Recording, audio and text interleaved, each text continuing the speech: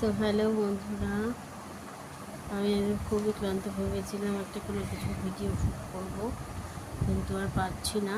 Doctor দেখি কিছুক্ষণ আগে হলে বাড়িতে এসেছি। মামামের আবার কালকে স্কুল আছে, তাই আজকে সিডাব্লিউগুলো শো করে নিচ্ছে হোমওয়ার্ক কপিতে। তো কালকে আবার সকালে উঠতে হবে, এখন লিখে তারপরে যেটু পারে পড়বে। আমার তো ডান হাত প্রচণ্ড যন্ত্রণা করছে, এত যন্ত্রণা করছে মনে হচ্ছে হাতটা অন্য কারোর হাত এনে লাগানো হয়েছে, আর না হলে আমার হাতে কিছু একটা হয়েছে। তো যাই হোক, তোমরা সবাই সাবধানে থেকো। আর কি বলবো, আর কিছু বলার নেই। চোখের লালটা কি কমে গেছে আমার মনে হচ্ছে। তো বন্ধুরা, আজকে আর কিছু ভিডিও বানাতে পারছি না, আপাতত এখানেই রাখছি। আগামী দিন চেষ্টা করব কিছু একটু দেখানোর। গোপালের জন্য তালের বড়া করতে হবে, তো সেই বড়ার যে তালটা যে কাটতে হবে আর কি, তালের যে কাইটা যে কাটতে হবে সেটা আমিই করব। আর মার হাতে প্রচণ্ড ব্যথা,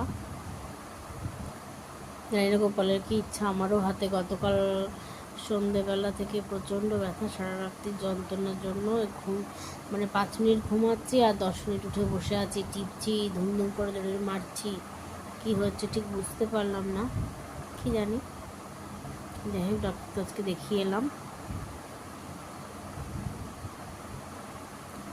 অনেকে ডাক্তার বলছি বারবার তোমাদের বুঝতে সুবিধার জন্য, বা কেউ কাউকে বলছি যখন, আসলে ভগবান, আমি তো ঢুকে ব্যাগটা রেখে আগে প্রণাম করে নিলাম। পা তো এরকম উনি যে বসেছেন সেই চেয়ারটার, রোলিং চেয়ারের তলায় একদম পা ঢুকিয়ে রেখে দিয়েছে। আমি তো যাই হোক, সে কোনোভাবে ঢুকে চুকে বুকে দুটো পায়ে প্রণাম করেছে। আমার মেয়েও তাই। কারণ একটাই, আমি তোমাকে দেখি ব্যাগটা রেখে প্রণাম করতে গেছিলাম। তোকে তো বলেছিলাম আমার পিছু পিছু আসবি। কারণ একটাই হচ্ছে, উনি আমার মেয়ে, হ্যাঁ, আমার মাকে উনি সুস্থ করে বাঁচিয়ে এনেছেন।